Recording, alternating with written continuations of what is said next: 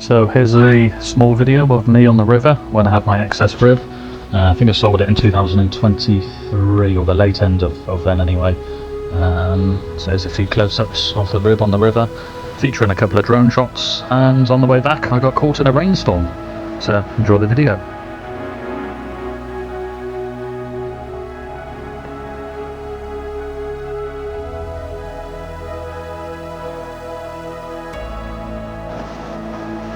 It got stormy all of a sudden. Just came from nowhere.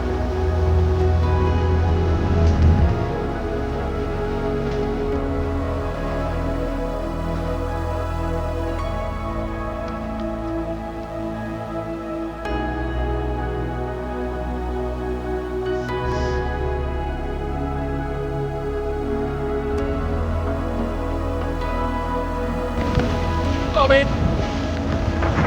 it could be worse.